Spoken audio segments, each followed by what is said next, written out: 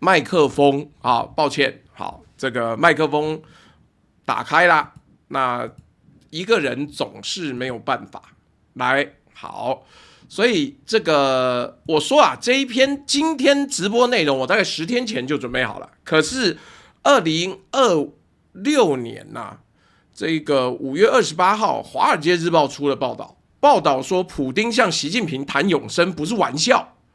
那我本來還以為這是一個陰謀論，沒想到馬上就被追認起來了。2025年9月3號啊，就是那個抗戰勝利啊，反法西斯主義勝利那個80周年那個大閱兵哦，好像很多人都去了，但小弟那時正在台北監獄。那個時候發生一件小事，就是麥克風沒關，結果普丁的翻譯說的話傳了出來。普丁說什麼？普丁說器官不斷移植，長生不老。那個不是閒聊實際上我們到今年才發現，哇靠，他是在介紹俄羅斯的國家計劃。俄羅斯砸了260億美金，主導人是普丁的親生女兒，一個內分泌學家。他研究的項目包括了在迷你豬體內培育人體器官，然後不停的幫你換器官。同一時間呢，中國也在做，每年逾50億美金，是國家戰略。我上禮拜在研究這件事情的時候就想，我只是覺得有點可疑，我不知道你們覺得到底有沒有覺得有一件事情我一直想不通。你各位如果有注意看新聞，或者如果有注意看相關的報道的話，你會發現一件事情，我一直覺得很疑惑。就是習近平跟普丁兩個人看起來怎麼都好像不會老，怎麼好像也沒得過什麼重病。實際上我連這兩個人得感冒我都沒聽過。然後 COVID-19 更不用講，他們照樣還是曝光，還是露面，還是啪啪照走來走去，只是有沒有戴口罩而已。但習近平更妙了，因為他每次出來合照都會有新聞報道，每次什麼央視聯播什麼都會有影片。但是我就是看不出他變老。有網友說：“我習總已經比以前老很多。”跟你講，我看不出来啊，就算我眼睛長包皮好了，但是真的看不太出來。他70幾歲嘞，他的握手、他的步態、他的講話的聲音，跟我開始注意他的時候沒怎麼變。我覺得我們等一下來討論啊。當然有網友說習近平確實老了，好，沒關係，我們來討論一下嘛。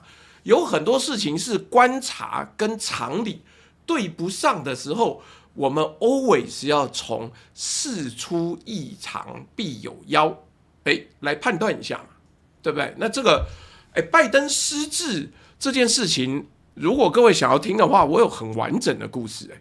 我看了這個他的幕僚出的書，當時《時代》雜誌的報道。好，沒關係。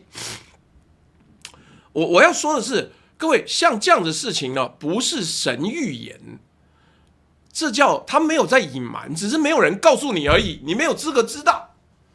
來，真正的開場是各位事務所同學晚安，我是朱學恆，今天是2026年5月30日，這裡是萬事通事務所。今天要跟各位聊的是什麼？習近平怎麼不會老？馬斯克說2026年人類永生。習近平跟普丁在2025年到底在北京聊了什麼？我們會講到 longevity， 媽的，長壽之字好難念。Escape velocity、Optimus 三重指數、Bukele、Artemis Accords、Universal High Income。來，我們開始了。今天的定場詩。機器長壽誰先到？閱兵台上話聲飄，50億砸換青春，那你小命值幾億？各位，這是一個 abundance 時代。我今天到昨天2天都在用 Grok 寫程式，發現它表現得很拉差。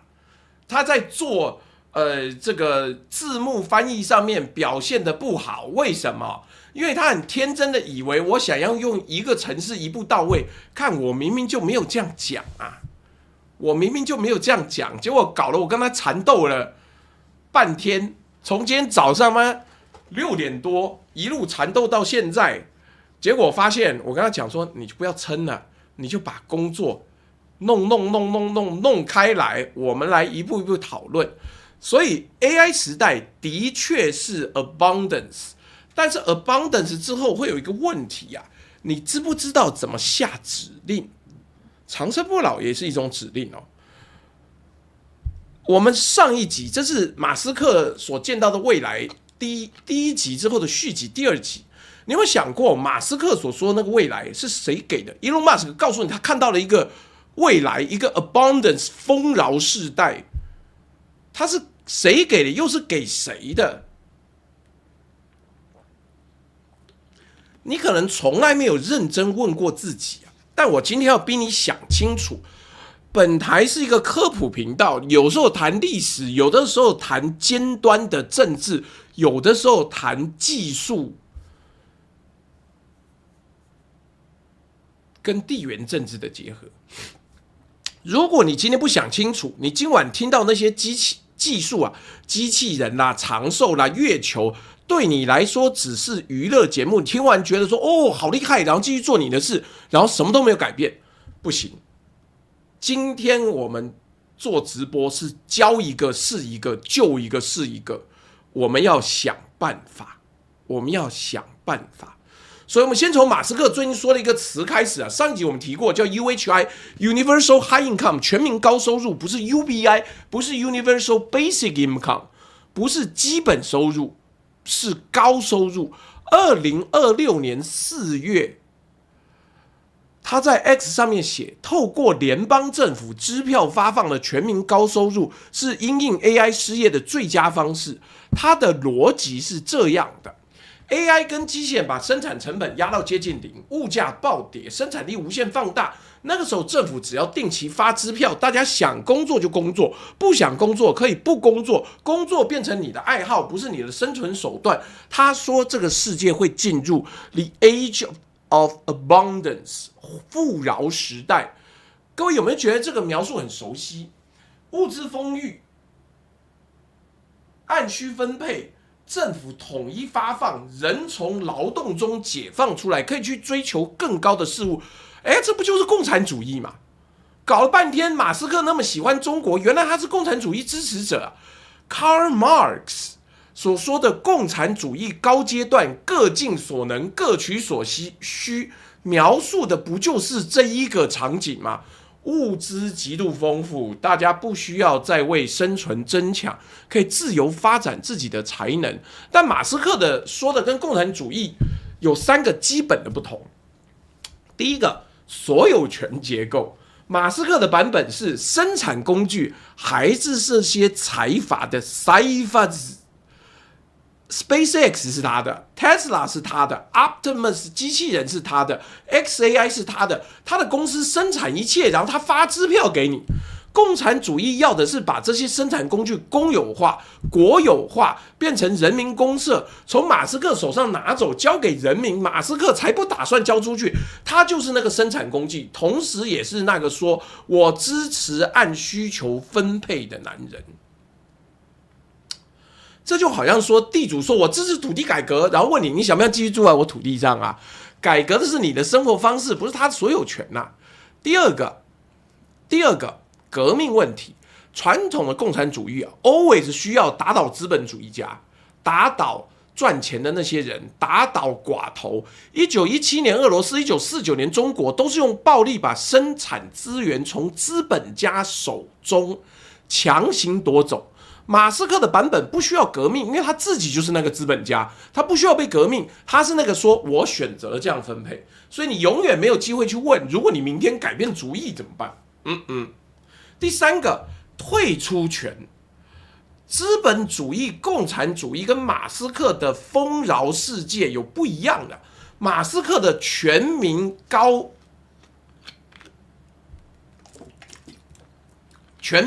收入理論上你可以選擇不接受政府的支票，繼續在市場上競爭，可以移民，可以開公司。歷史上的共產主義體制不是這樣子的，蘇聯的邊境是封起來的，東德人翻牆會被射殺，柏林圍牆當初不知道死了多少人。我們把這3個不同整理一下。所有權是私有的，不需要革命，有退出選項。所以馬斯克說的是沒有革命不傷人命的共產主義，因為它不需要革命，它就是那個生產工具。這句話是本集的核心命題之一，你開場就要記住這句話，然後還有一個問題，馬斯克說 AI 能夠解決計算問題。哈耶克在1945年就說了，市場之所以無法被中央計劃取代，是因為知識高度分散在每個人手上。但如果 AI 來了呢？原先的計劃者永遠無法取得所有訊息，所以計劃已經失敗。蘇聯共產主義失敗的核心原因之一就是這個：你無法知道全國人每個人今天需要多少衛生紙，明天需要多少肉類，然後做出正確的生產決策。馬斯克說：“不擔心，由我來 ，XAI 可以解決所有問題。”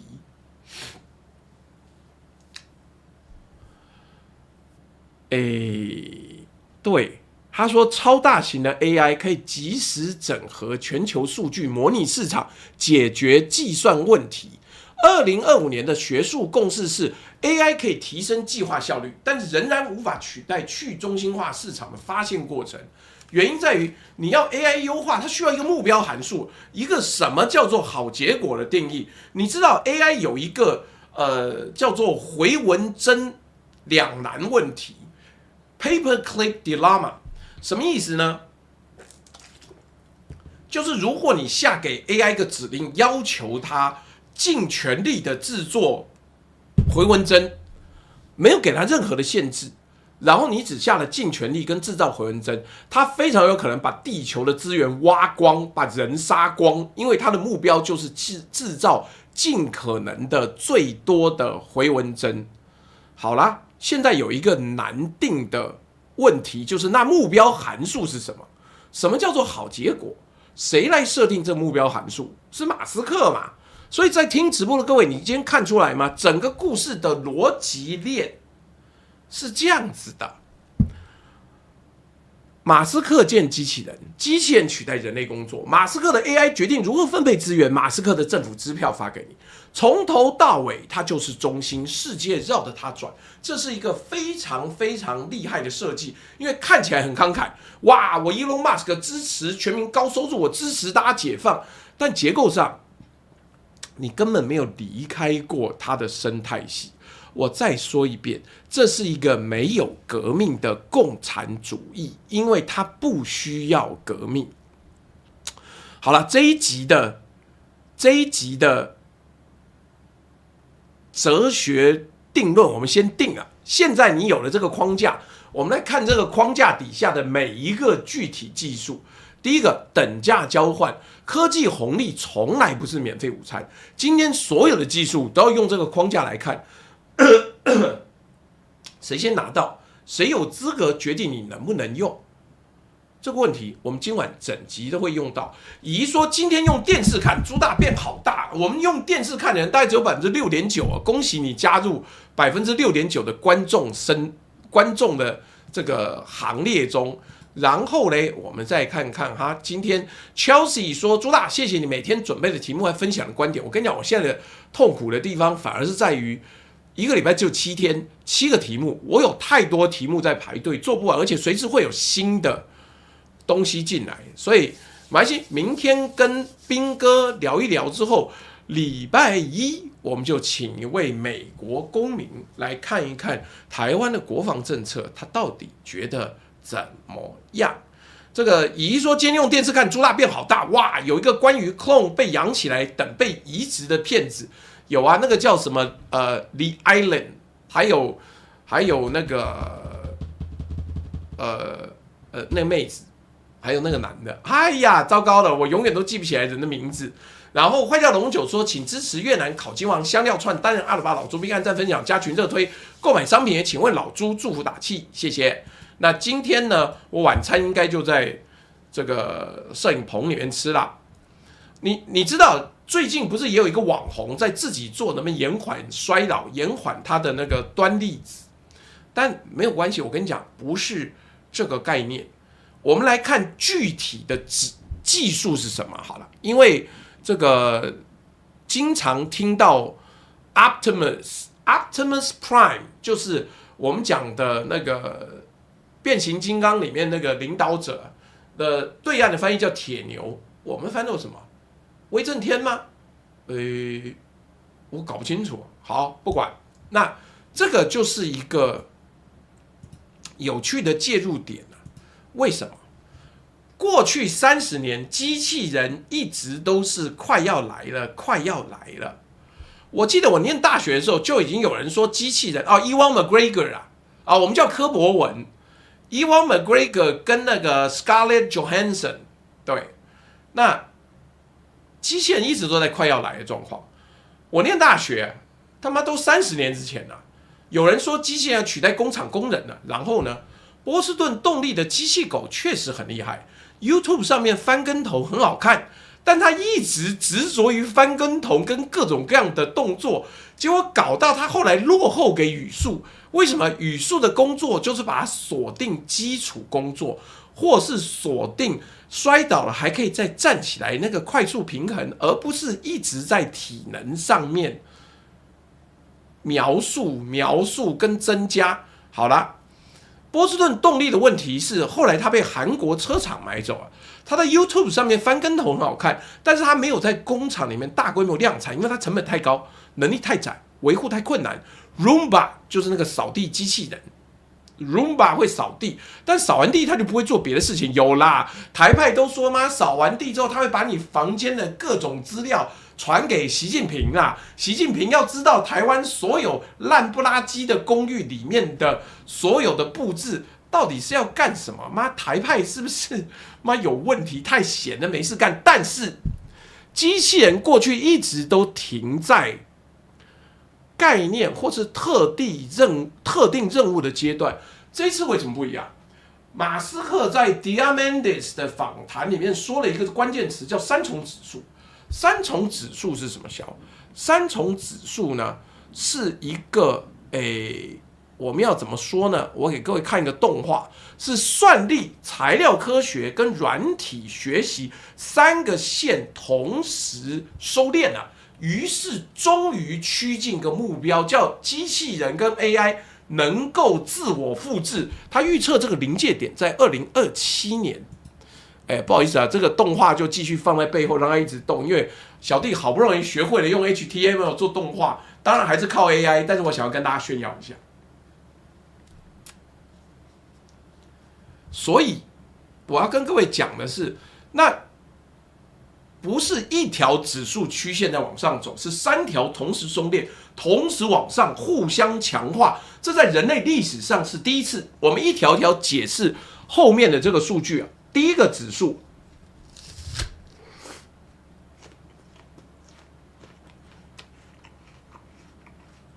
叫做算力 ，AI 訓練成本有它自己的算力計算，就跟摩爾定律一樣，每18個月降低大約1半，這個趨勢持續了超過10年，還沒有停下來的跡象。Optimus 的大腦就是跑在 Tesla FSD 就全自動駕駛的晶片上的類神經網絡，每一代的算力翻倍，讓機器人可以做更複雜的判斷，在更混亂的環境裡面操作，從失敗中學習的速度更快。陳安仁說，語速前幾天的影片機器人在判定並整理桌面，代表語速科技現在有很多亂不拉幾的影片的影像大模型了，也就你的桌面呢，全公司的桌面都被收集起來當整理桌面的一個判準，因為他要判斷這桌面什麼東西是什麼，他不要把桌子掰斷一塊，什麼東西可以動，什麼東西不可以動。各位，你知道台積電在這裡扮演什麼角色嗎？ Optimus Prime 不是沒有 Prime，Optimus 的晶片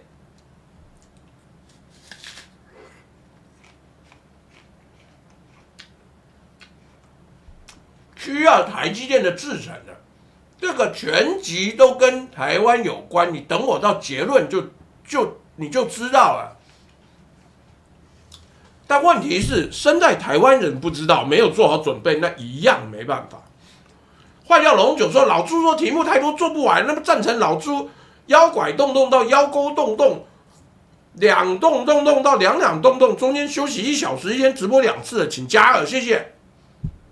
看各位覺得開心就加2啊，我沒有什麼問題啊。現在直播很輕鬆啊，白天不要去這個電視節目瞎扯瞎雞巴吼啊，現在少很多工作很輕鬆，可以。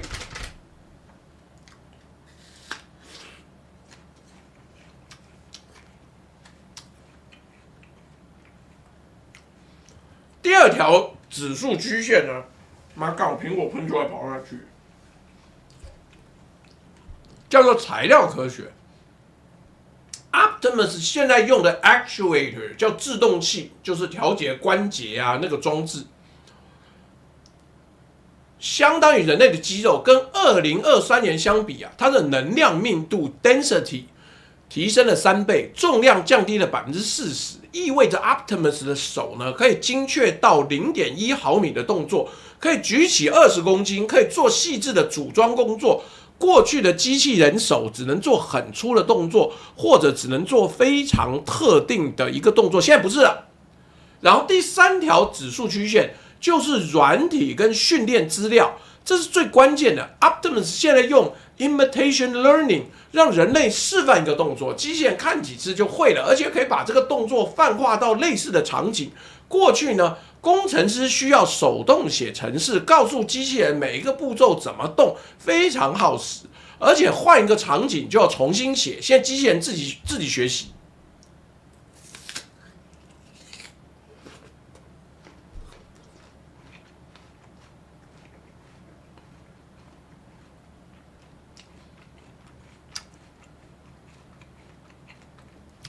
這3條曲線同時往上，互相強化，更好的算力讓軟體學習更快，更新的材料讓動作更精確，更好的動作讓訓練資料更豐富，訓練資料更豐富讓演算法更好。這是一個正向循環，一旦啟動很難停下來。但馬斯克說的最讓我印象深刻的不是這3條曲線，是這句話，我念原文 ：The rate of improvement of Optimus is going to be extremely rapid because Optimus will be building Optimus. Optimus 機器人改善的速度會極快啊，因為最後就會變成 Optimus 在建造 Optimus。Self-replicate 自我複製。壞掉龍九說：“老朱現在說得很輕鬆，那麼請各位踴躍訂購蜂蜜，目標讓老朱一天送200公斤，並鍛鍊身體，謝謝。沒有問題啊，你就訂啊，我笑你訂不了那麼多，因為我目前基本上除了龍眼蜜之外，我幾乎都已經訂完了。你就再訂，我禮拜一就會再去那個陳艾倫那邊再扛了幾十公斤回來，然後浩哥再包，我禮拜二再去送。”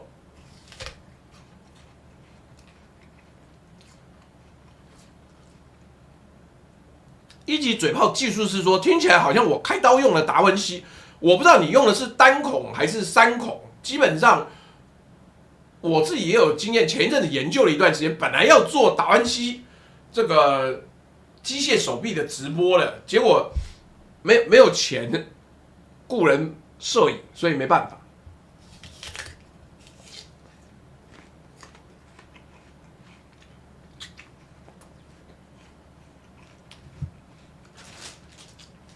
哎，順帶一提啊，這就是我現在在帶貨的蘋果，叫做 Honey Crisp， 是我吃過最貴又好吃的蘋果。一次下單買3袋，每袋6個，一次18顆，吃到你叫不敢，真的好吃。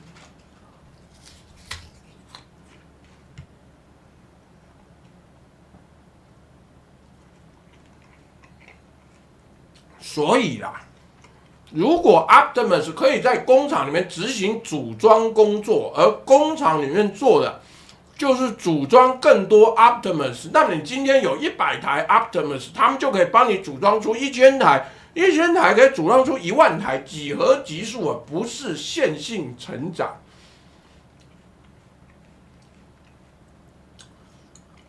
歷史說，機器人最大的敵人是便宜大學生。看，便宜大學生不堪一擊呀！你像他們做事也做不好，耐久也耐不了，你怎麼會是有威脅性？沒有威脅。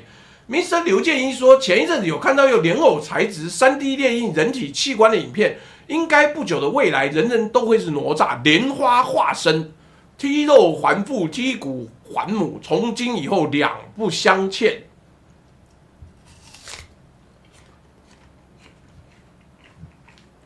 馬斯克說什麼？馬斯克說，這個自我複製的臨界點大概在2027年左右。現在你可能在想，好啊，機器人這麼多人要做什麼啊？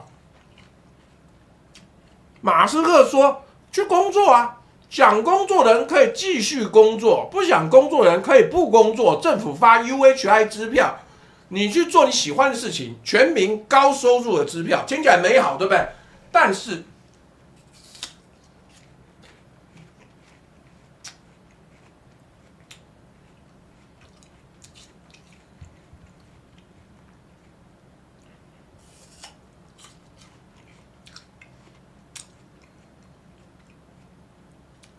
但是如果 Optimus 自我複製的速度是幾何級數，馬斯克控制 Optimus 的生產線跟軟體更新，那麼在 UHI 之前會先發生什麼事情？答案是大量失業啊！失業之後才是 UHI，UHI 是你被迫要接受的一個狀況。這個中間的過渡期有多長，沒有人知道。馬斯克說很快就會有 UHI， 但很快在政治制度的現實裡是什麼意思？美國國會通過一個全民高收入的法案要多少年？在那之前，那些被 Optimus 取代的工厂工人，那些被機器替代的服務業員工，他們怎麼辦？等價交換是什麼？ Optimus 的崛起代價由誰來付？我不是說這件事情不會到來，或者不應該發生。我是說，你需要現在就想好，在那個轉折點到來之前，你打算站在哪裡？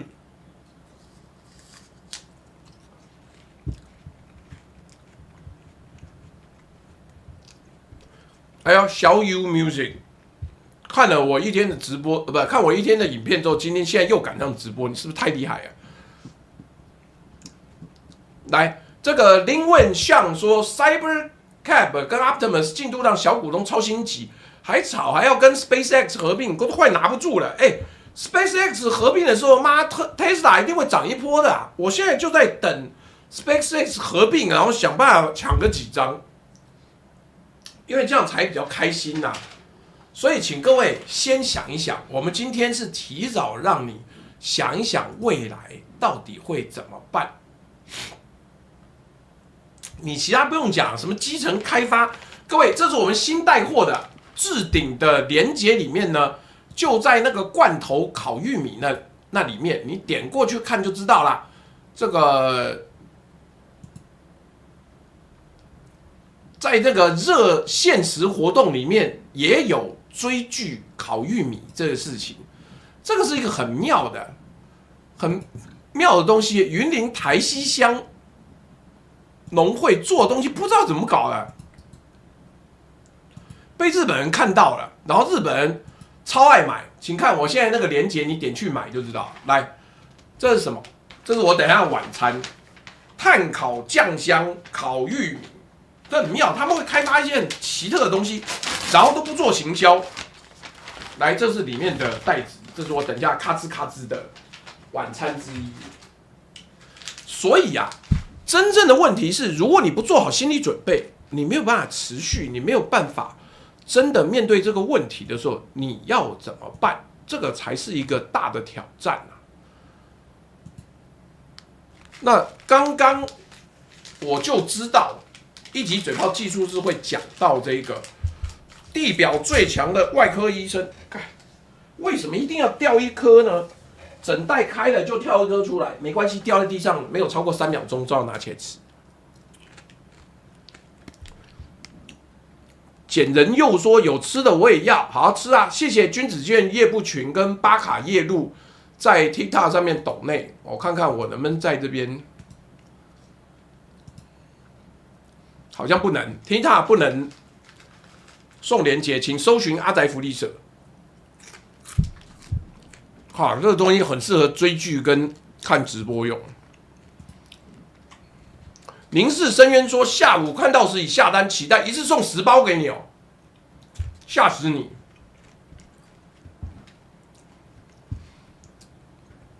在聽直播的各位啊，我們說完機器人工廠，要說一個更直接跟你個人有關的場景。你躺在手術台上，就像是一級嘴炮技術士躺在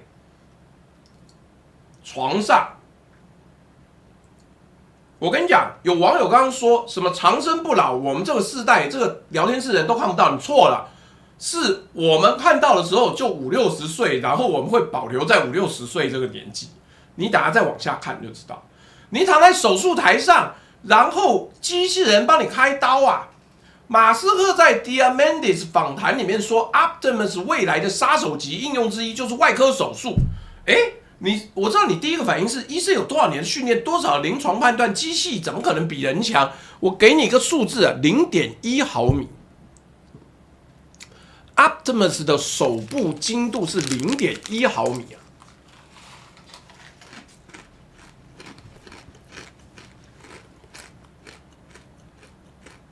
人類外科醫生，即使是最頂尖的心臟外科醫生，在手術台上的手部抖動啊，大概是在0.5到1毫米之間。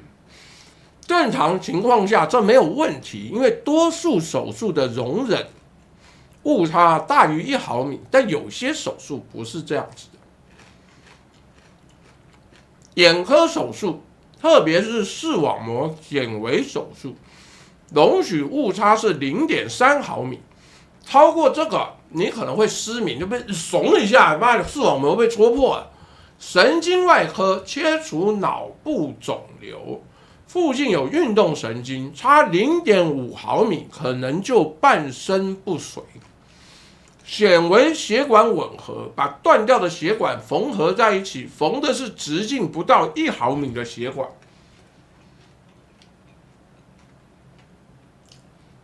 在這些情況下，0.1毫米跟0.5毫米的差距就是完全不同的命運啊！而且這還有另外一個問題，疲勞精度只是其中一半的問題。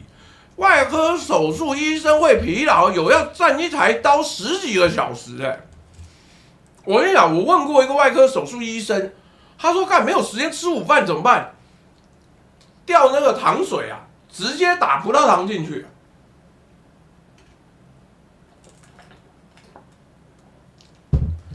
順帶一提啊，各位，如果你們有認知方面的困擾，覺得自己可能得失智症，要看神經內科，不要看其他什麼耳鼻喉科、什麼精神科、什麼心臟科，不是神經內科。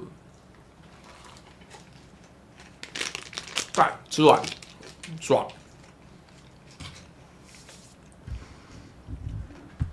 NASA 有項研究啊，它追蹤外科醫生在連續手術後的表現，結論是外科醫生連續工作超過17個小時之後，犯錯的幾率相當於血液酒精濃度0.05%，也就是你喝了一杯紅酒之後的狀態。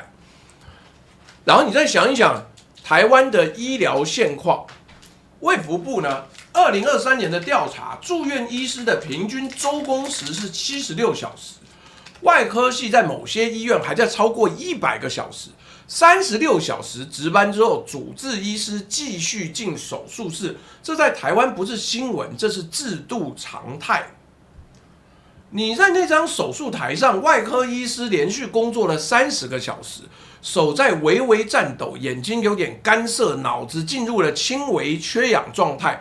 你希不希望他的手不要抖？而且現在台灣醫生缺人啊，幹人家沒有人，好不好？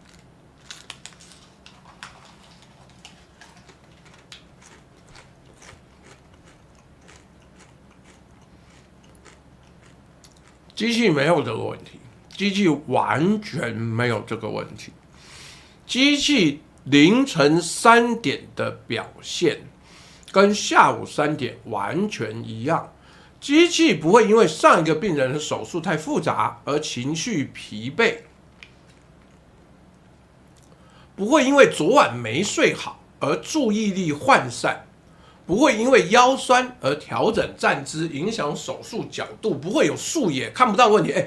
達文西密碼在你達文西手臂在你的肚子裡面動手術是要打氣進去，讓你的腹腔打開來，所以動完之後肚子會痛痛的。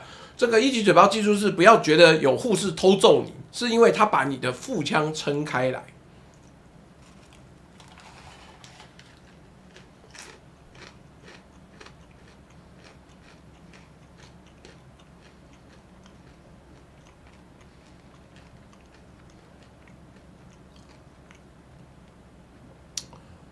机器的第一刀跟第1000刀是同樣的精確度。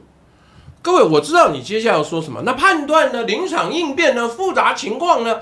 沒有，我沒有說要把外科醫生整個換掉。手術前的診斷決策，要不要開刀、開哪裡、開多大、術後的照護跟家屬的溝通、突發情況的應變，都還需要人。但那個醫生可以就坐在那邊就好。現在達文西密碼，我問過那個醫師，他說我就坐在隔壁的房間裡面哦，在那邊不啾操作就好了。然後 AI 還有回饋，就你切下去還會有微微的抗壓力。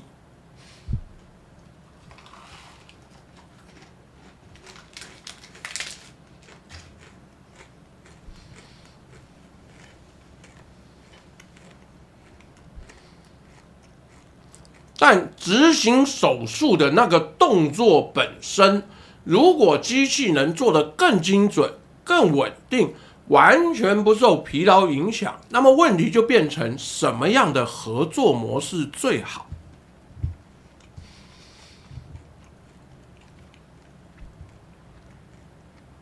是外科醫師指揮機械執行嗎？還是機械主刀，外科醫師在旁邊看？還是完全自動化，人只下決策？這個問題沒有人知道答案啊。但問題就是，如果沒有人知道答案的話，誰能夠給你正確的解答？你要下決定啊！你要下決定啊！啾啾令說，希望醫學再進化，可以幫助家人的身體，但是醫學畢竟力有未逮啊，不是每一種病你都解決得了。這個答案目前沒有人知道，但是有一件事情是確定的：5年後、10年後，這個問題人類一定要回答。然後換個角度看，如果你是一個正在念醫學院的學生，你現在7年的訓練，200萬的學費，你學的是手術技術還是判斷能力？如果手術技術要被機器取代，你的競爭優勢在哪裡？等價交換是你用7年換的技能，能不能在機器時代裡面還值7年的投入呢？請你好好的想一想。台灣現在的醫生太少，病患太多，老人各種各樣的狀況出現，所以長遠來看是很危險的。來，這個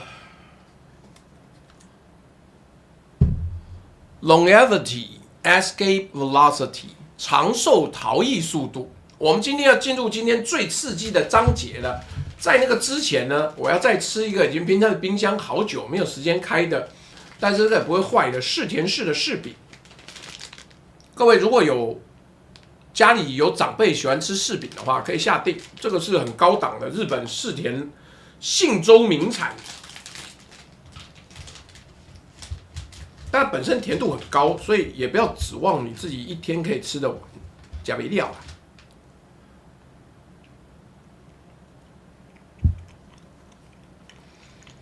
長壽逃逸速度呢，是英國老化研究學者 Aubrey de Grey 發明的，概念非常直觀。你現在65歲，醫療科技每年讓你多活0.8年，那是在做龜兔賽跑，而且你是那隻龜，死亡跑得比你快，你永遠追不上。但現在假設醫療科技進步到每年可以讓你多活超過1年，也就是你每老1歲，結果科技可以讓人類多活1.1年、1.5年，那每過1年，你的預期壽命反而在增加。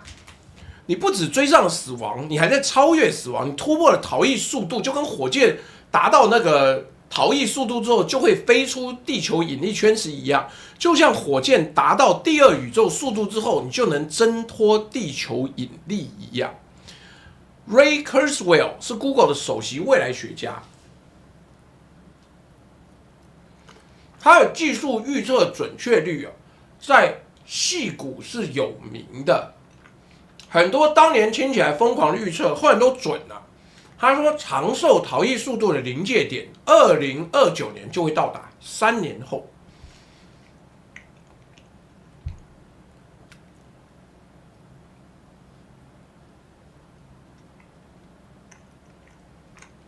3年後，馬斯克在 Diamandis 的那個訪問裡面，就是他今年1月公布的那個在德州的 Mega Factory 裡面的訪問說，他基本上同意這個時間表，可能稍微樂觀了一點，但大方向是沒錯的。他說 AI 正在加速藥物發現，亞美納卡利因子的體內重編程序的研究已經有突破性的進展。那個 Mars VIP 一直在吵說70歲永生跟18歲永生差別很大。我跟你講，你現在18歲你是等不到永生的，因為輪不到你。你如果真想要18歲永生，麻煩你再投胎，來不及了好嗎？那個廢話我當然知道，但問題是你不到70歲，你怎麼付得起永生？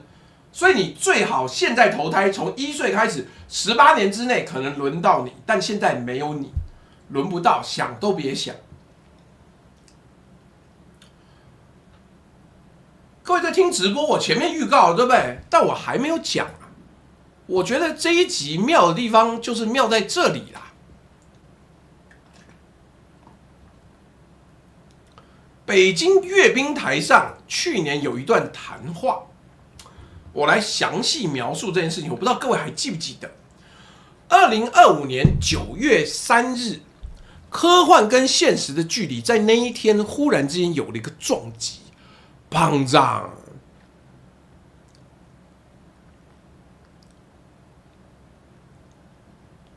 那天是北京天安門廣場閱兵典禮，紀念抗日戰爭勝利80周年。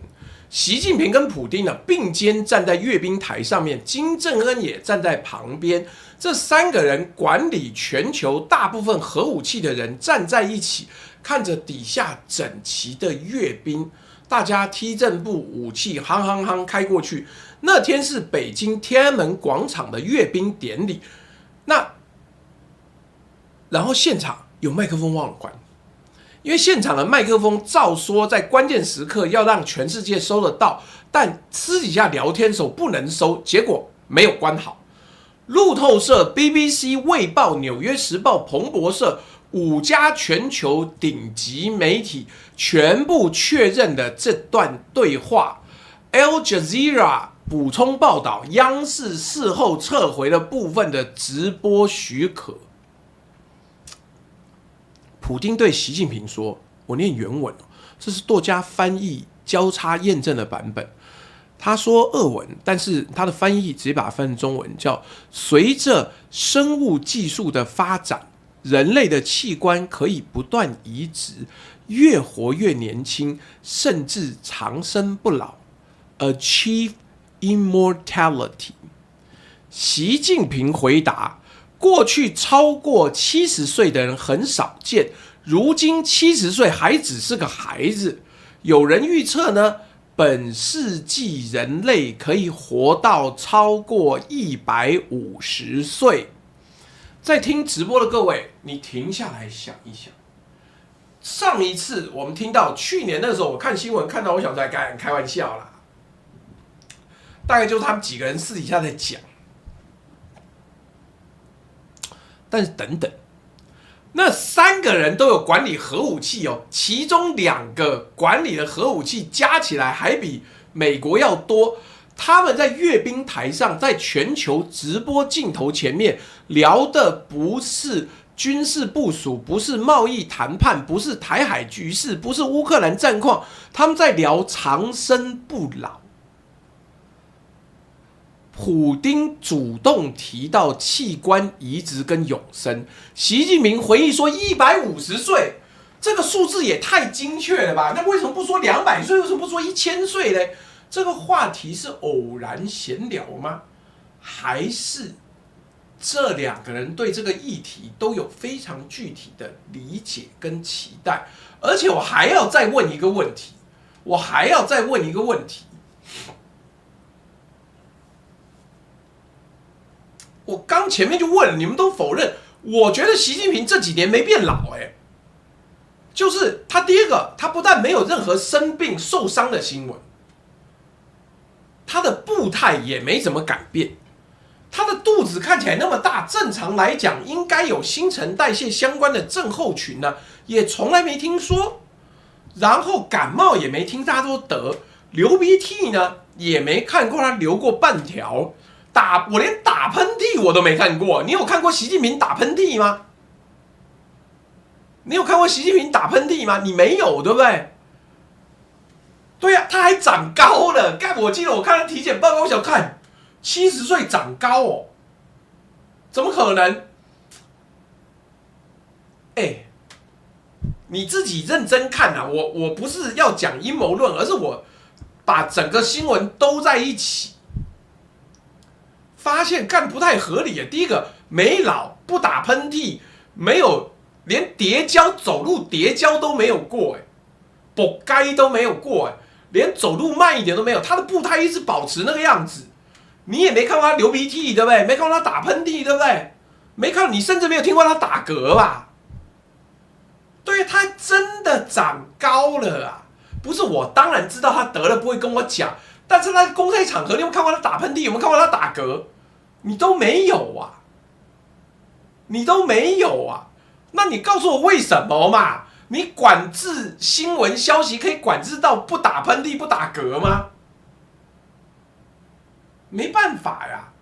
法輪功每天都在說習近平快要死了，川普快要死了，大家都快要死了，但他到現在沒有什麼問題呀。那好。我們先討論到這邊。有人說什麼頭髮白了？我跟你講一個反向思考，陰謀論，你要不要思考一下？他不是頭髮白了，他是為了配合你我這些漁民，把頭髮挑染一些白色的，讓它看起來比較正常。所以你看，我跟你講，返回說的話是一個經典的反駁，說哎呀，人家也是講這個世紀有心之人就放大抹黑扭曲，不對，錯了。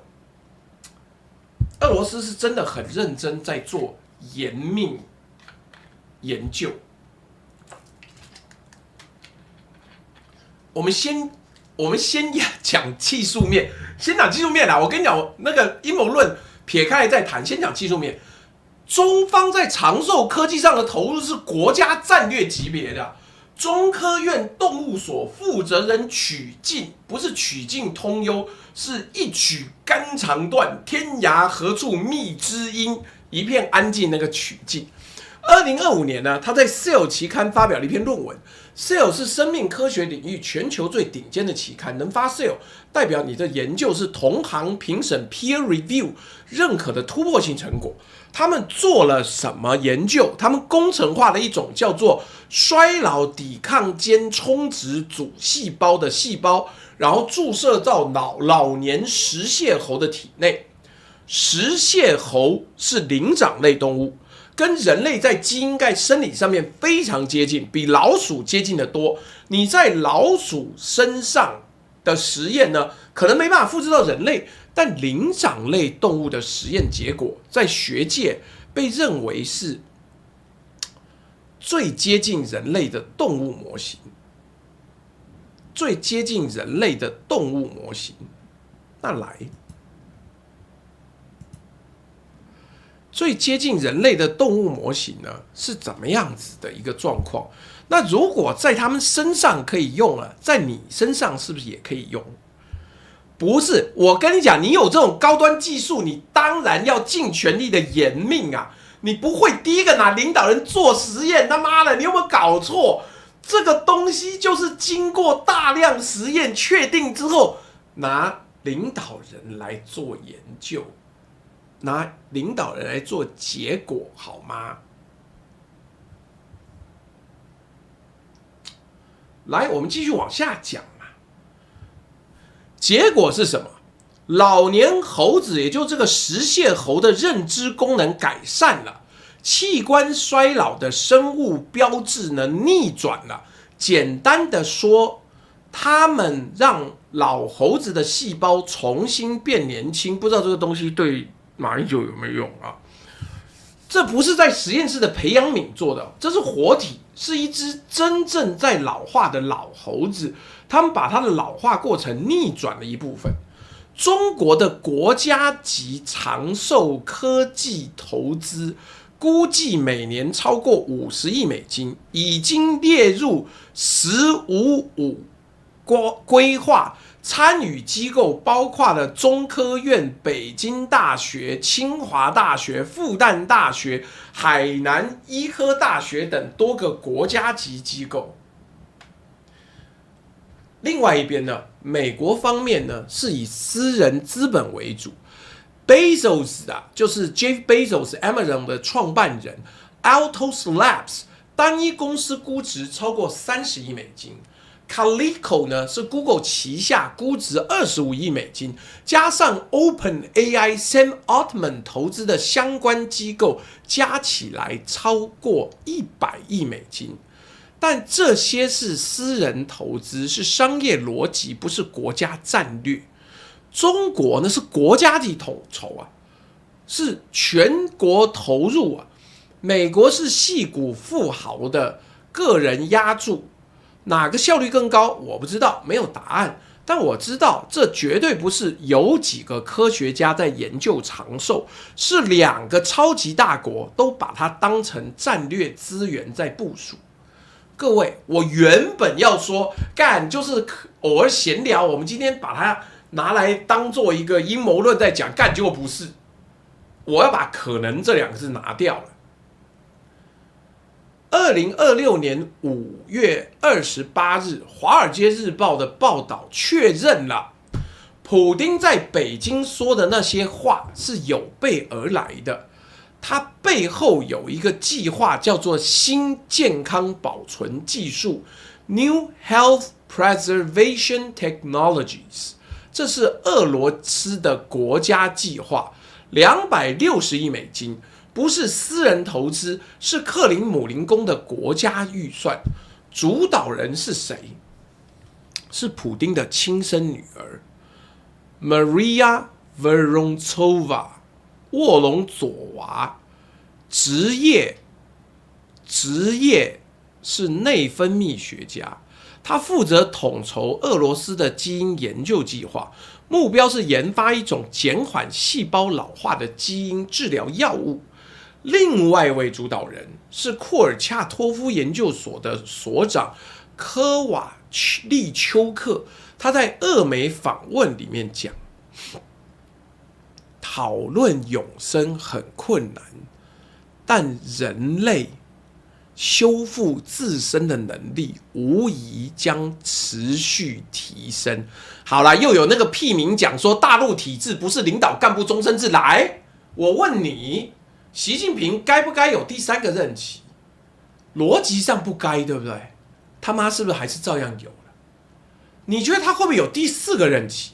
我覺得還是會，只要他身體夠好。所以一個屁民呢，就不要擔中央軍委的心。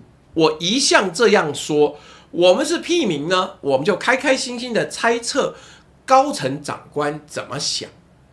但問題是，普丁都成立一個260億美金的俄羅斯國家計劃，現在各位屁民還在講，這不過是閒聊而已，不是，是以你的等級，你享受不到，你知道不到，你了解不了，你沒有辦法用。所以我說，屁民就是屁民，屁民不要以為自己跟人家平起平坐，很抱歉，輪不到你。所以呀，你知道這一個俄羅斯國家計劃具體在研究什麼？具體在研究什麼？第一，生物列印，用3D 列印技術製造活體組織。他們聲稱已經列印出人體軟骨跟小鼠的甲狀腺，目標2030年前要實現人體的器官替換。第二，異種移植，在迷你豬體內培育人體器官。因為豬的基因跟人類有相容性。同樣，那個目標也是2030年了。整個計劃承諾在2030年前要挽救175000條性命。好了，到這裡啊，有一個重要的但書，《華爾街日報》也批評了也批評了這一個邏輯，因為有一些科學家說沒有，他們就是說說而已。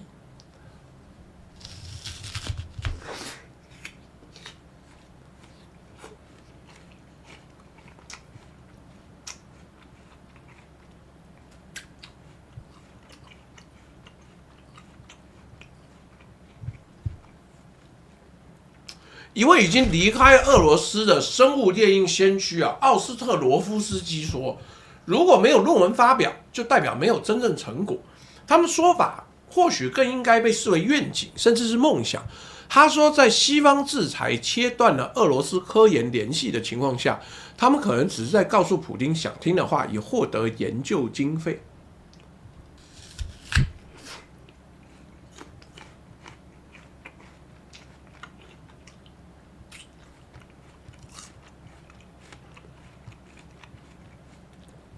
各位，你要記住這2件事情。一個說這是國家計劃，有真實預算，女兒在執行；一個說沒有論文，可能是吹牛。哪一個是真的？我不知道，但我知道一件事：$260億不是夢想，是決策。你決定砸260億，就算最後成果有限，這260億本身。謝謝 TikTok 的走走跟君子劍岳不群的抖內，這260億本身就是告訴你這個人覺得這件事情值得賭，而普丁認為值得賭的東西不會只是他自己的興趣愛好啊。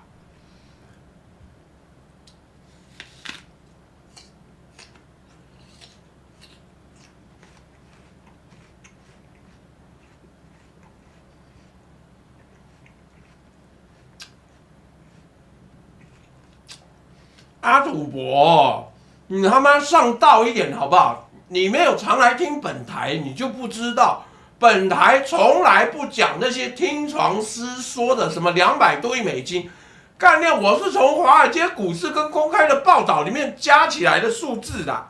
誰跟你聽床師啊？操媽！我用 AI 的能力勝過這100多個聽床師嘞。聽床師愚蠢不代表我愚蠢。來。接下來我要講的事情是，剛一直有人講說不會，不可能，習近平老了。我問你，習近平大概幾歲啊？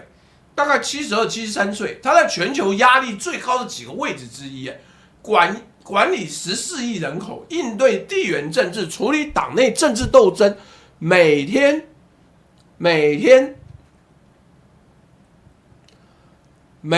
的會議跟決策量是普通人難以想象。據說他每天睡不到4個小時啊，但是。你認識幾個70幾歲的老人？你的阿公阿嬤，或者是你父母那一輩的朋友，他們有沒有高血壓？有沒有第2型糖尿病？有沒有睡眠障礙？有沒有膝蓋退化性關節炎？有沒有心房顫動？這些在70幾歲的人口裡面是非常非常普通的健康狀況，完全不異常。這個 Real Harry 說：“我就是這個專業的，在京都大學。” iPS 細胞研究所工作3年，信這些亂七八糟的報道，不如信你就是秦始皇，搞不好我就真是秦始皇。現在 iPS 由來細胞基本上全是用來藥物篩選這樣的基礎研究，想用在細胞移植或者3D 器官列印，還有腫瘤變異排斥反應等一大堆問題。而且我記得日本還有出過相關細胞的造假，有一個美女教授，她的指導教授上吊自殺了。但不管，我們先不要講。我今天沒有講 iPS 細胞已經達到實用的可能了，我只是問你一個問題：70幾歲的人沒有公開報道有任何的身體障礙。路透社、BBC、彭博社、紐約時報2026年5月的報道，習近平正常主持多場高規格的國際會見，外媒找不到任何一條確認他有健康異狀的報道。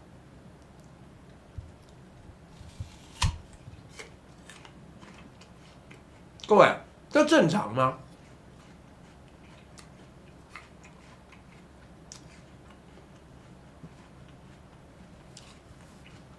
這正常嗎？我們只說邏輯上看起來不合理，但是有解釋，我們就解釋。第一個，中國的訊息控管非常嚴格，習近平的健康狀況是最高機密，即使有什麼問題也不會讓外媒知道，這是有可能的，而且是很多分析師相信這個解釋。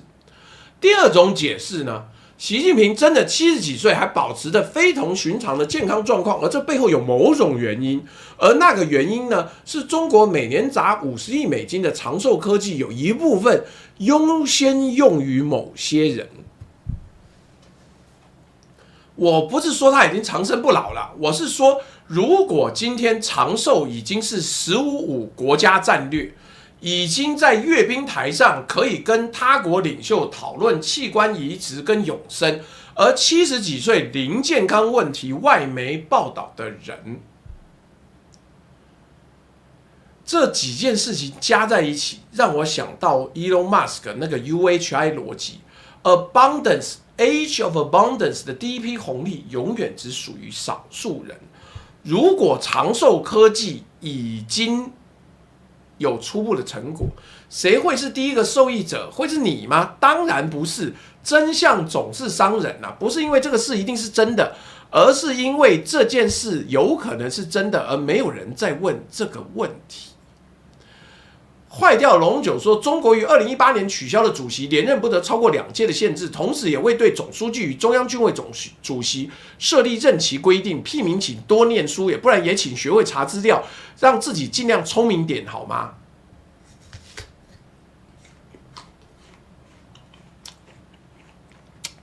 我當然知道，習近平新聞我都有在跟那些嗎？跟這個聽傳師嗎？只要習近平幾天沒看到，就說他死了。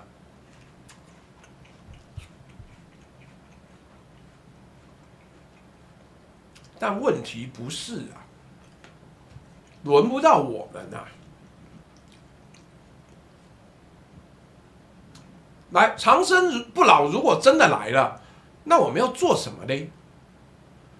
我们要做什麼？好問題，對不對？要登月啦 ！Starship 今年6月15到20號左右，不知道哪一天啦，就已經要 IPO 了，好不好？我去查了一下，我本來很天真的想說，那這樣美股可不可以搶 IPO 啊？然後獲得一些額外賺的錢，幹 IPO 至少要有50萬以上資產再抽籤，高杯根本輪不到我，好不好？現在媽媽5塊錢可能都沒有了。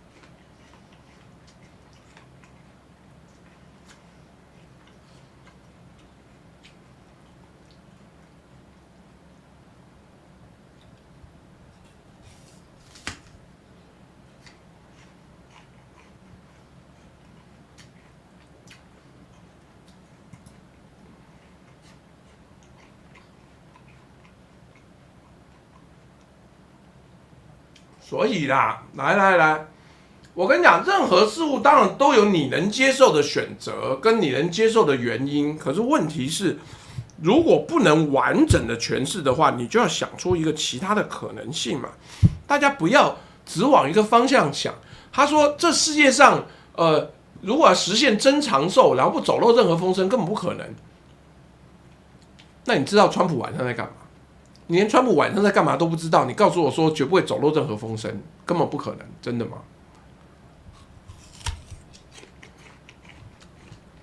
川普現在在幹嘛，你都不知道，好不好？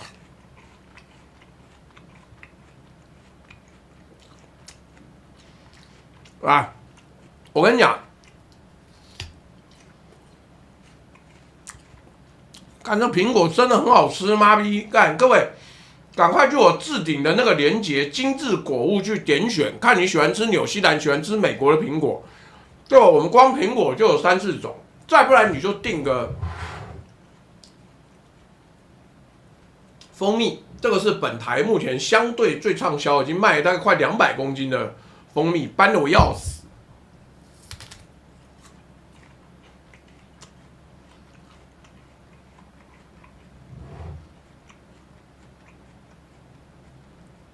各位，长生不老如果真的来了，人類的下一步应該是什麼？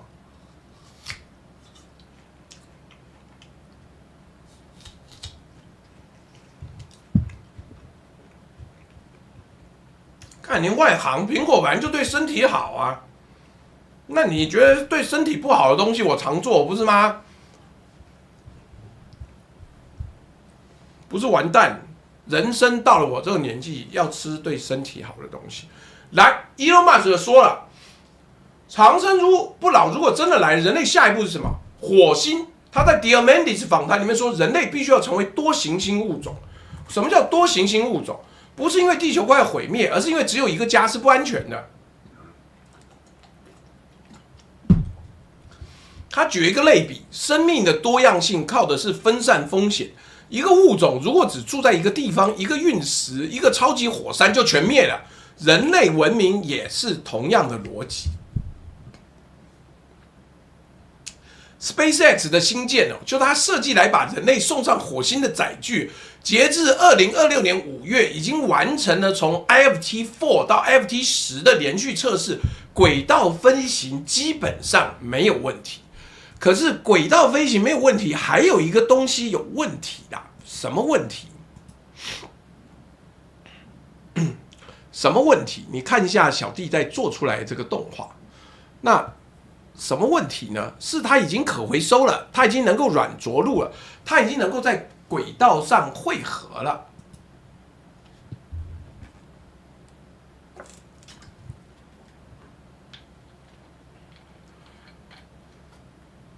但是軌道燃料補給的問題沒有辦法解決。什麼叫軌道燃料補給？要去火星啊，單程大概要9個月，需要的燃料量啊，一次發射帶不夠。SpaceX 的計劃是在地球軌道上停車加油，把燃料先用另一艘星艦打上去，然後在軌道上補給。這個技術呢，工程上涉及低溫推進劑的長時間儲存，因為液態甲烷跟液態氧在太空中會蒸發，這叫 boil off 的問題。因為他們在那個低壓力的狀況之下，就會沸點就變得很低，就蒸發了。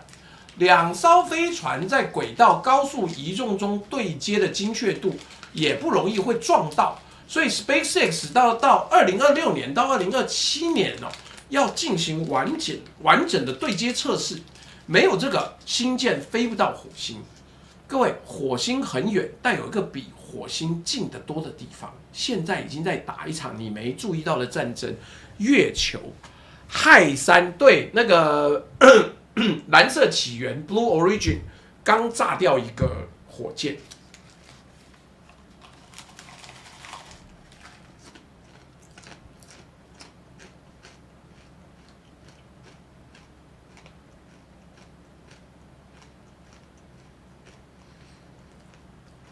月球已經在打一場你沒注意到的戰爭了。先說氦3，氦3是核融合的終極燃料。一般的核融合反應呢，譬如說，ITER 國際熱核融合實驗反應爐用的 DT 融合呢，是氘跟氚的融合，會產生大量的高能中子，造成反應爐材料活化。產生放射性廢料，那反應爐的材料很快就壞了，因為一直活化，一直被打到電子掉出來，問題很多。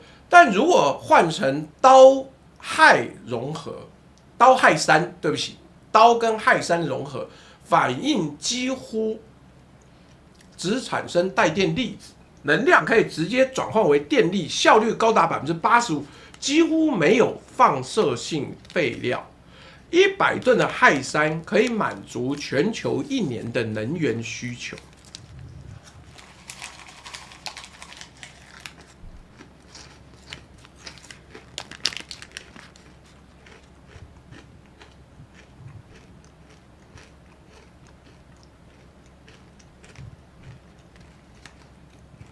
全地球哦，100噸的氦三就滿足了全地球的能源需求。但問題是，地球上幾乎沒有氦三，總開採量不足500公斤，能夠開採就500公斤。它主要就是核武計劃的副產品。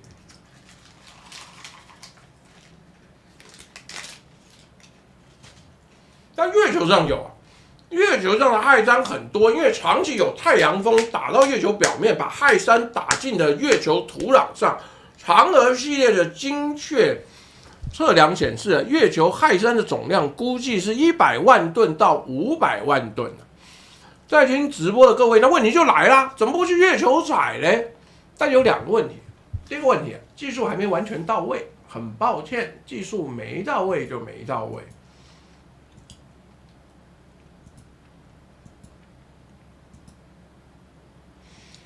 為什麼沒到位？因為飛上去是一件事情，開採是一個問題啊。那怎麼開採呢？沒有辦法解決。核融合這件事情呢，研究了70年。老笑話是什麼？我們之前講過核融合，他說核融合永遠都是20年後的事情。但近年來呢，的確有加速的跡象。Halion Energy 這家公司是由 Sam Altman、OpenAI 的老板投資。2026年2月，他們的第7代原型機 Polaris 達到了1.5億度的等離子體溫度，創下了私人核融合裝置的新紀錄，比之前的紀錄高了50%。然後氘氦三融合需要的溫度是2億度，還差一點點，但路徑已經很清晰了。Halion 跟 Microsoft 已經簽了全球第一份核融合的購電協議。各位，這個烤玉米真的蠻好吃的，我不敢說熱量低，但熱量不是頂高，所以這個一邊直播一邊吃，這個很開心。好，那 Halion 承諾微軟，他2028年就開始供電哦，要提供給他的這個 AI 相關的電。這很簡單，月球採礦方面，美國的 Interloon 公司啊，2026年就今年，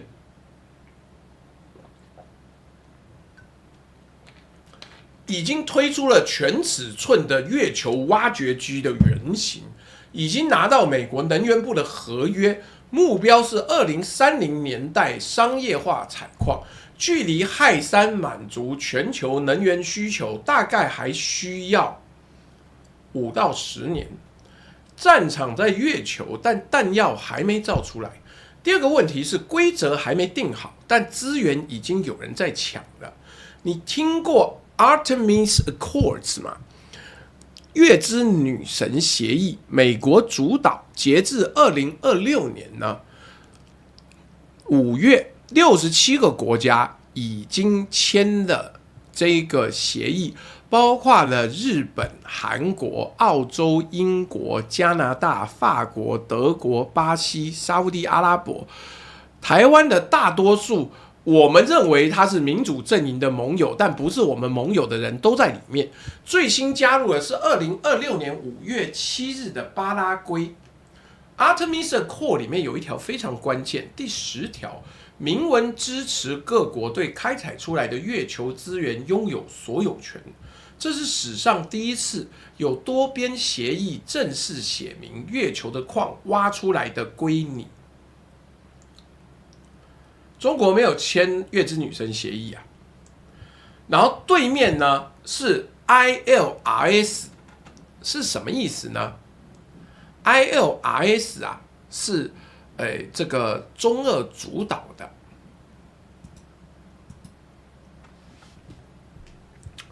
15個國家，但是這15個國家不是弱小國家，是都有相關能力的國家，所以別小看他們。國際月球科研站呢是中俄主導，15到17個國家。委內瑞拉、白俄羅斯、巴基斯坦、伊朗、塞爾維亞，他們拒絕 Artemis Accords， 說那是美國單邊主義，不公平。在聽直播的各位，你會發現這個格局跟地球上完全一樣，民主正義67國對威權軸心17國同樣的陣線搬到了月球，但台灣2個都沒有，跟我們完全無關。有一個根本的法律問題啊，規則是誰定的？1967年的外太空條約 OST 說，任何國家不得據月球為己有 ，appropriate the moon。但這只說了主權主張是禁止的，沒有說開採禁止。你插一面旗說這是我的領土，這是禁止的。但你把土挖走，把挖出來的東西帶回地球賣掉，這算是據為己有嗎？條約沒有說清楚，這是第一個漏洞。第二個漏洞呢？條約說國家的活動要遵守，但私人企業呢？國家有責任監督境內企業，但監督的細則呢？完全空白。第三個漏洞，條約提到月球是全人類的資產，但沒有任何強制執行機制。你說全人類的，但沒有人可以告你。1979年有個月球協定試圖彌補這些漏洞，要求建立國際資源分配機制，採礦收益呢要分享給所有國家，但只有18個國家批准。美國、中國、俄羅斯一個都沒有簽，因為這讓他們的商業開採計劃變得不可能。所以現在的狀態是，規則是舊的，是模糊的，沒有強制力，但礦是真實的，技術在接近，各方都在搶位置。等價交換是什麼？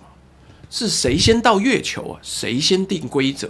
這跟1500年前哥倫布出發之前，西班牙跟葡萄牙簽的托爾德西里亞斯條約，把整個非洲跟美洲切成2半，同一個邏輯，只是這一次呢，不是切美洲，是切月球。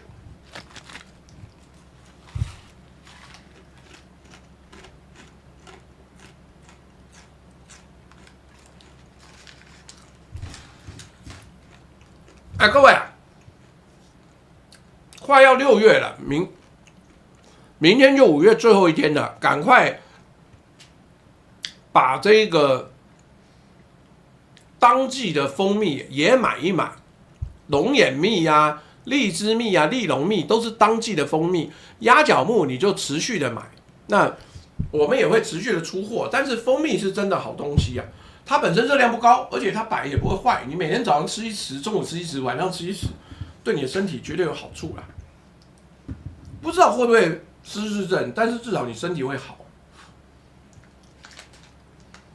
來，結果我們講一講呢，竟然最後又講到教育啦。哎呀，這個台灣真是一個大問題。我跟你講，你現在在台灣千萬不要當老師。我在地面還有遇到一個音樂老師，媽被判4年多哎。所以啊。風險過高，請大家小心為上。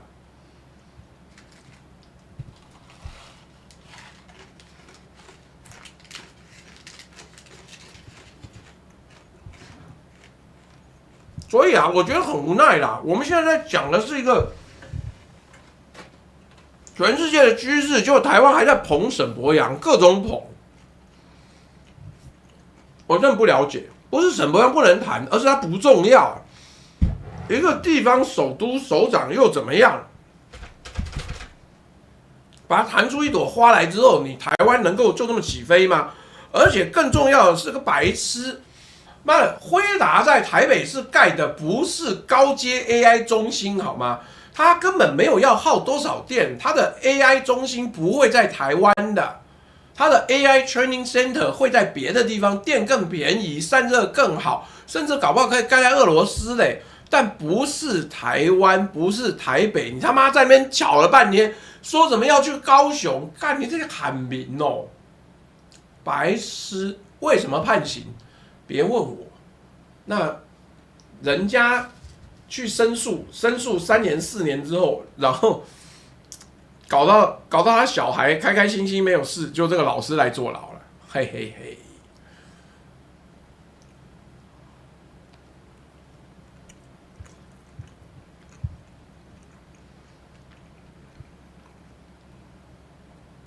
來，我們這一章啊，對啦，你看 Dimasia 講的沒錯，輝達台灣總部就是靠近跟台積電跟各廠商催產能，你以為嗎？他蓋一個 AI 訓練中心哦 ，AI 訓練中心交給 Gemini， 交給 Grok， 交給 ChatGPT， 交給 Anthropic 就好了。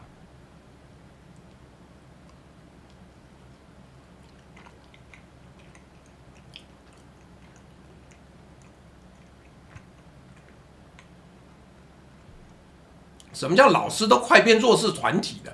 老師現在就是弱勢團體，我強烈建議你不要當老師。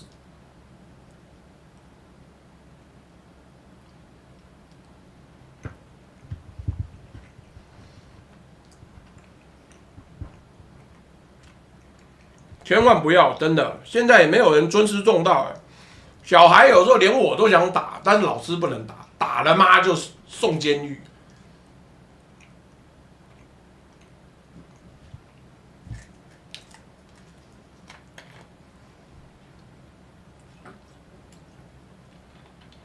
我現在講是教育體系到底要怎麼樣子改變，你的小孩或者你自己要用什麼受教育啊？馬斯克在 Diamandis 的訪談裡面對美國大學說了很不客氣的話，台灣大學其實更慘。他說美國頂尖大學已經變成行政帝國，是行政人員的就業計劃，不是教育的場所。這個說法有沒有數據？有。而且讓人看了之後想把你的賬單燒掉。美國教育統計局 NCES 2023年的數據，哈佛大學大概22000名學生，行政人員有16000名的，比例接近1:0.73，幾乎是每一個學生配一個行政人員。耶魯、史丹佛的數字差不多，都在1:0.7到1:0.75之間。1980年代这個比例是1:0.2到1:0.3吶，40年間。行政人員的數量膨脹了3倍，你有沒有看過任何一個大學把教學品質提升3倍的報告？我沒有，沒有。不要說美國沒有，台灣也沒有，提升2倍我都很懷疑。然後學費呢？1983年到2024年，美國大學學費的名目漲幅約900%，同期通貨膨脹約300%，學費漲的速度是整體物價的3倍。聽直播的各位，我幫你算一下這個數字的真實意義。你去哈佛，現在4年的學費加生活費大概是35萬美金，折合台幣超過1000萬元。你花1000萬換到了什麼？一張文憑，一個校友網路，還有16000個行政人員在管理你的校園生活，這是幼稚園的需求啊！能夠說，問題是我小孩要當老師，一直往這條路上走，千萬不要讓他回頭。我告訴你，真心不要。不是我們對老師有什麼意見，是這個社會對老師有意見。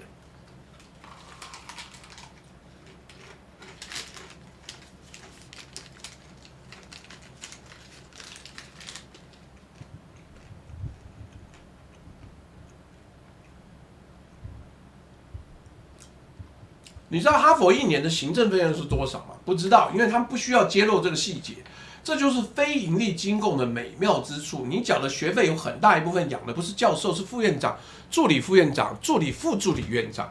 然後馬斯克說 AI 可以解決這個問題，因為 AI 可以當個人化導師，不需要你去哈佛，也可以得到哈佛等級的教育內容。對，我今天一整天都在寫程式，的確好，但是我必須要自己學習，不是我躺在那邊就沒有了。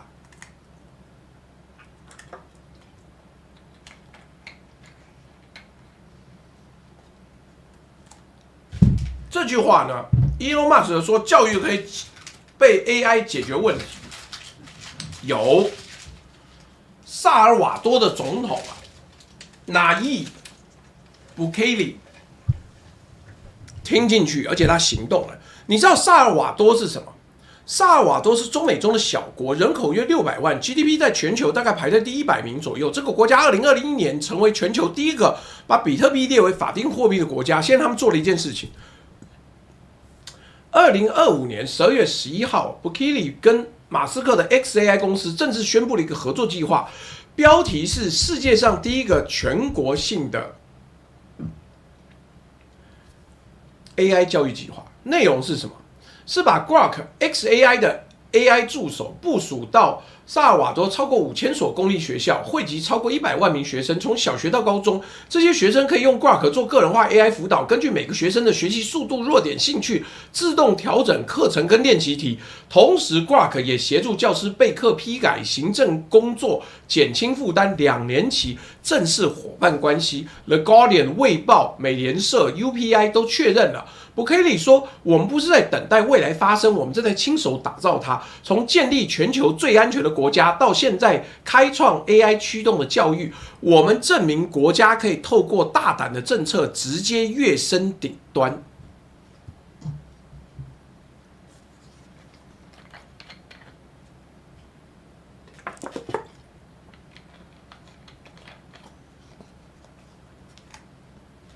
馬斯克說：“透過跟 Bukele 的合作，我們正在把最先進的 AI 交到整整一代人手中。薩爾瓦多沒有在等待教育的未來，他們正跟 XAI 一起打造它。”我要講的是，這個計劃是有潛在的問題。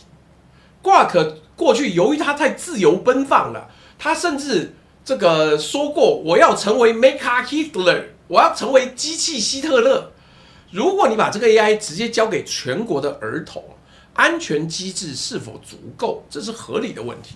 學生的學習資料儲存在哪裡？誰有權限看？也是沒有解決的問題。薩爾瓦多鄉村地區的網絡基礎建設夠不夠支撐100萬學生同時用 AI？這也是一個現實挑戰。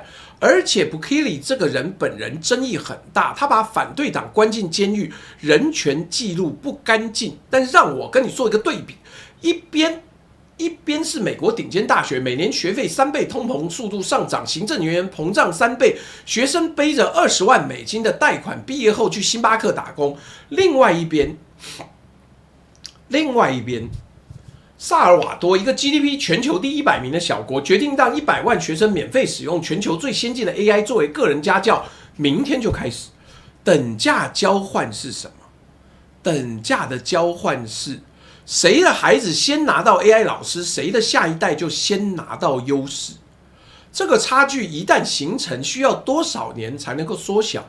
然後你想想台灣有多少個由政府主導、規模達到全體中小學生的 AI 教育計劃？有嗎？有相關預算嗎？有推進時間表嗎？我懶得罵政府，我是在說，當世界上有人在做這件事情的時候，你在做什麼？你在捧沈伯洋，你在挺馬英九，你在告訴大家我要給錢給這些婦女，讓她願意生小孩。這不是錢可以解決的問題，錢可以解決問題都是小事，而錢可以解決的問題都是低階問題。你補貼再補貼，有錢人不缺你的補貼，但是沒錢的人會拿這個補貼來亂想，你只會讓越來越多的89生小孩，生了小孩之後他也沒有要管，然後你沒辦法解決這個問題，因為你的老師現在什麼管教權利都沒有。這個問題不是教育部的問題呀，是每一個做父母的人，每一個還在學習的人都應該問自己的問題啊。政府不能做，那要怎麼辦呢？所以各位，這是一件很無奈的事情。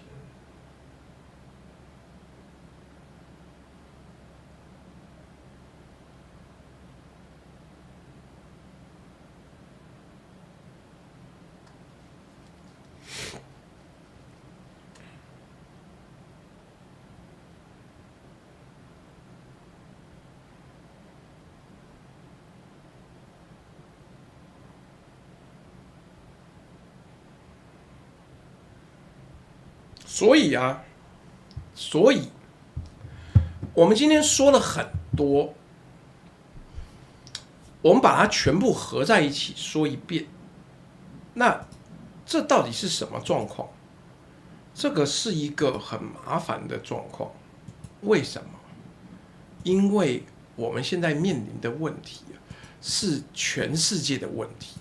全世界的問題呢，到底是不是你也要面對的問題？你一定要面對的，你一定要面對的。但是你知不知道自己要面對？這個我不知道，可是如果你不準備好，真正要面對的時候，你就沒有辦法面對啊。馬斯克說，這個世界要進入富饒時代 ，AI、機器人、核融合、太空採礦，4條指數曲線同時爆炸，物資豐裕，大家可以不工作，工作變成愛好，政府發 UHI 支票，人類解放，聽起來很美好。但我說了，這是沒有革命的共產主義，因為它就是那個生產工具，它不需要革命，它設定規則，它決定每個人拿多少。豐饒時代的第一批紅利永遠只屬於少數人。然後才慢慢往下滲，問題是往下滲的速度有多快，以及在那之前差距有多大。我說了 Optimus 3重指數，算力、材料、軟體3線同時收斂，2027年可能達到自我複製的臨界點。機器人造機器人，幾何級數，然後機器人進手術室，精度0.1毫米，不會累，不會手抖，凌晨3點跟下午3點完全一樣。你說你的職業很安全，機器取代不了你。你說的可能是對的，你說的可能是對的，但你告訴我，5年之後你的孩子打算學什麼？10年後你自己打算競爭什麼？答案你需要現在就開始想，不是等到機器人站你旁邊你才開始想。我再念一下大家的抖內。西屯金正恩說，月球或許可作為一個中繼站，以當地的氦三為原料，再塗火星。金正恩說，他當年在加幣最貴的時候前往求學，當時匯率1:33，比美金還高。但是現在加幣1:23，但 UBC 學費漲了3.5倍。加國一個標準偏左社會主義，很多華人都回流或轉往對岸定居了，因為就太多印度人啊，太多移民，他們覺得不開心吶。來，而且我也說了月球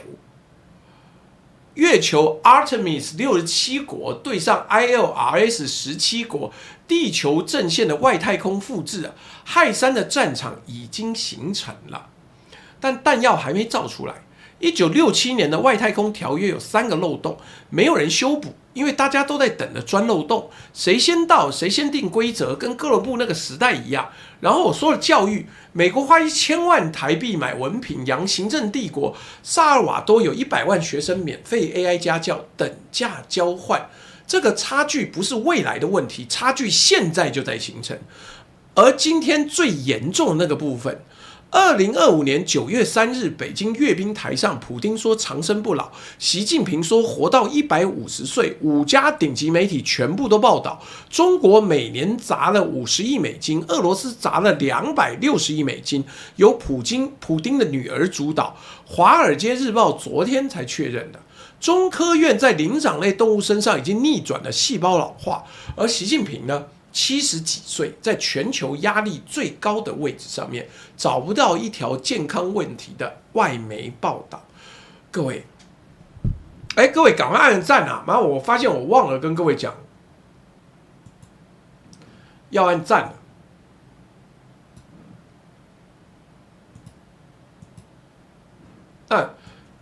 順便我把我的狗皮膏藥貼出來啊，希望大家有機會可以多抖內啊，1元不嫌少，100元不嫌多。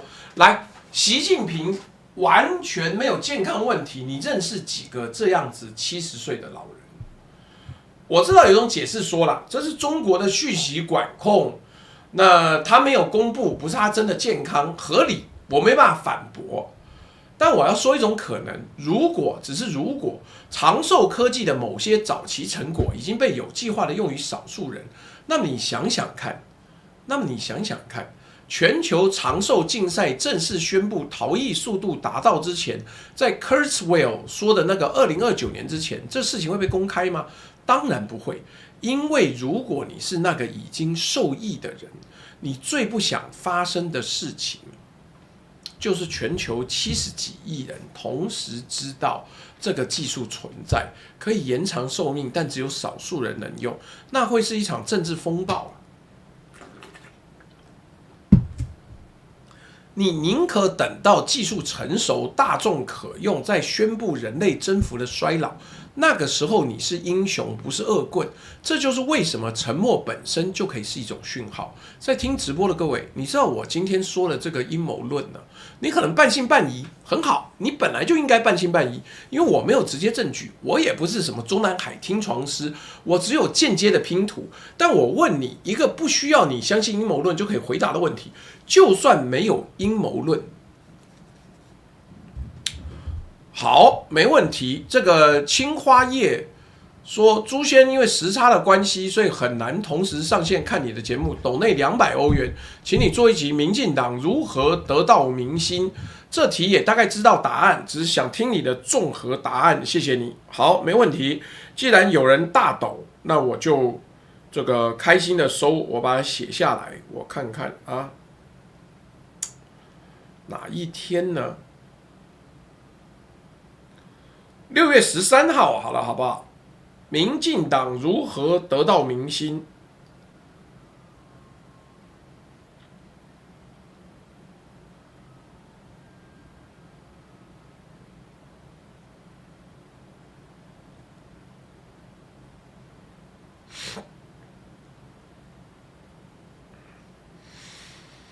好了，定做題目就是定做題目嘛。來。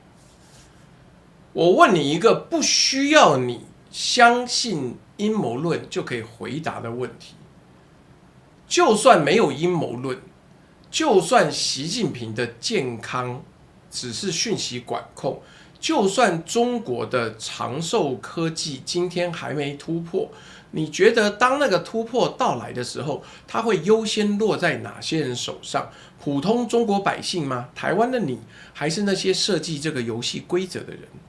等價交換是什麼？等價交換是技術紅利，從來不是均等分配的。農業革命讓少數地主先富，工業革命讓少數資本家先富，網絡革命讓少數矽谷創業者先富。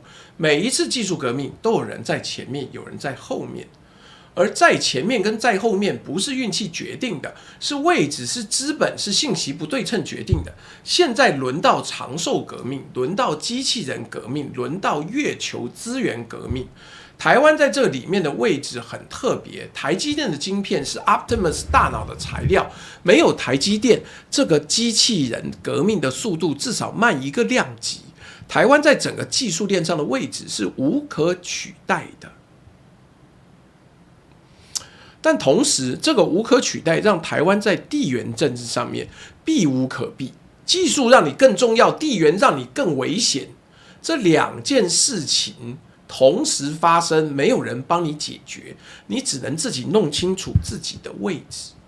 馬斯克說，宇宙可能是一個模擬城市，我們活在某個高階文明跑的城市裡面。我不知道這是不是真的。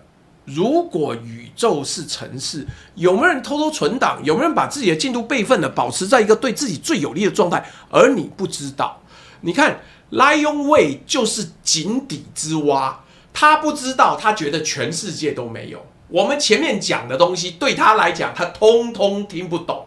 什麼叫井蛙？井蛙就是不相信科學，不相信事實。你知不知道你身邊有沒有人像習近平一樣70幾歲這麼健康？有的話，你厲害。但是你覺得國家如果研究出了長壽科技，會先給誰用？是給你用嗎？當然輪不到你，好嗎？甚至媽在做夢，告訴你科學推論，結果你說哎呀，不可能！你法輪功，法輪功如果像我一樣，你們早就被打垮了。不要把智商降到那麼低，你可以選擇不信這個陰謀論，但是我告訴你，長壽科技有突破，就跟 AI 科技有突破的時候，絕對輪不到你用，你沒得用，是因為你地位低、階層低，不是因為沒有這個技術，就跟你也不會上月球是一樣的道理。《華爾街日報》5月28號的報道，這件事情是真的。普丁在聊長壽，女兒在主導，260億美金在燒。你現在怎麼講？你現在怎麼講？但是有一件事情，他媽還講老布希嘞，幹你娘！你真是媽井蛙井到一個程度，去幫我查，老布希當年露出衰老狀態的時候是多少年以前？蠢到這種地步，長壽科技是最近幾年才有突破的，好不好？還在講老布希，他媽要不要講秦始皇嘞？你要不要講漢文帝呢？你要不要講漢武帝呀？輪不到你就是輪不到你，這是分配問題。先進技術研發出來之後，沒有你這個屁民可以用的機會啦，但不代表它不存在，好不好？真是的天真。來，有一件事情你必須要信，長生不老從來不是科幻，它只是不屬於你啊，這是本集的結論，不屬於你。好，謝謝青花葉，你抖200歐元，我就6月13號做，好不好？我已經把那個東西定下來了。民進黨如何獲得民心？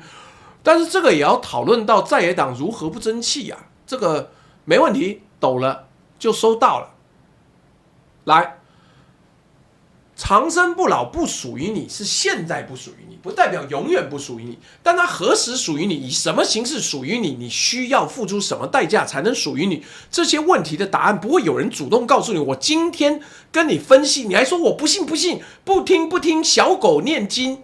你今晚聽了多這一集，你就多學到一些東西，你就多換到了你不想知道，但是你必須知道的東西。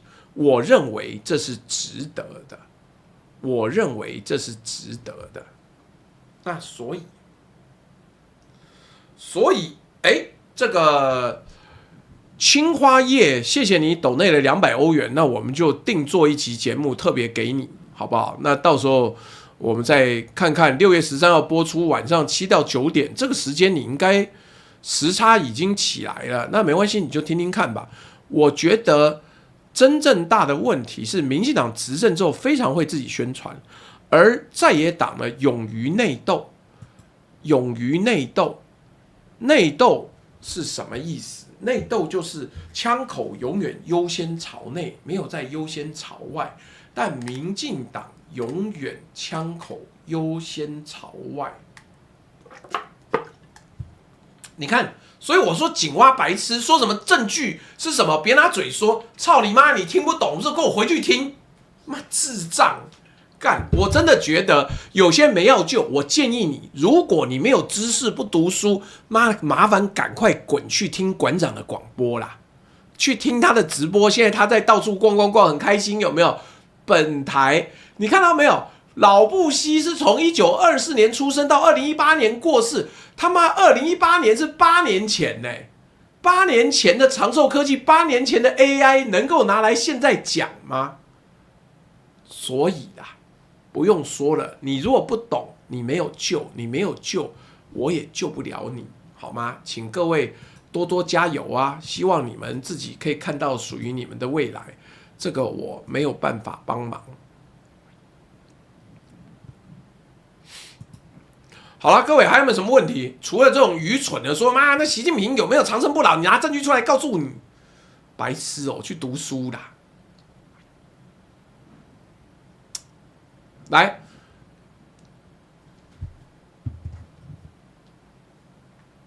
不一定了。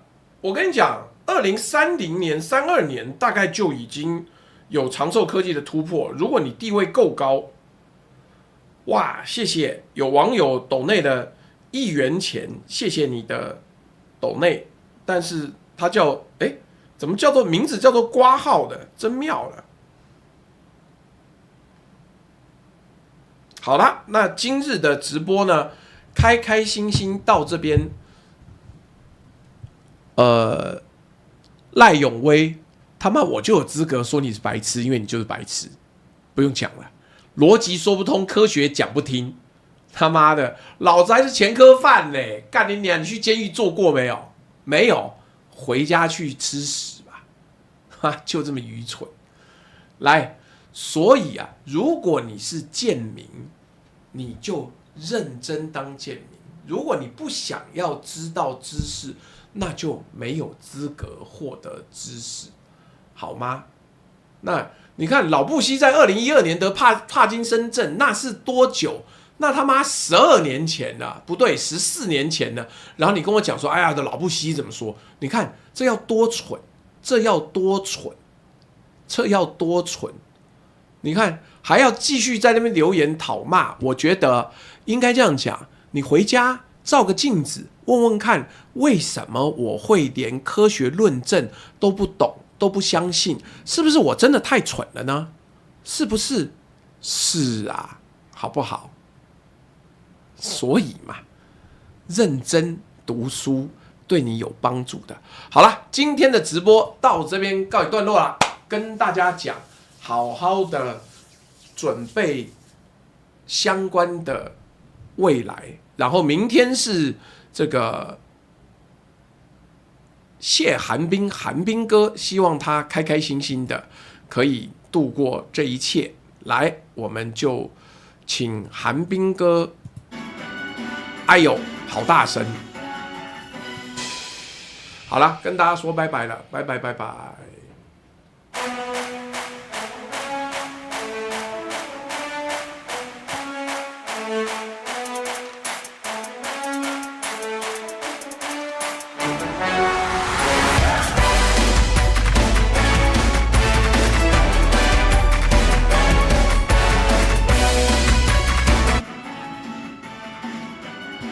靠腰嘞，我又忘記了，媽逼！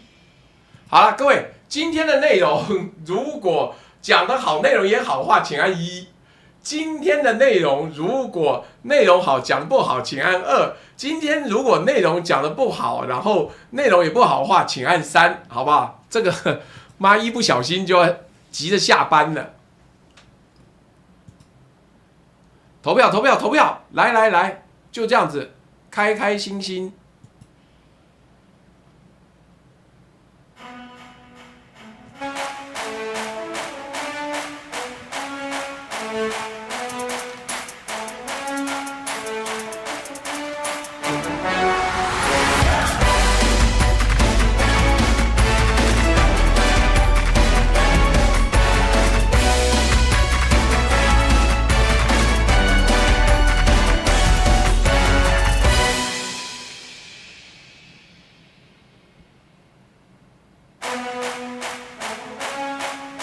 好啦，謝謝大家投票嘍，拜拜拜拜。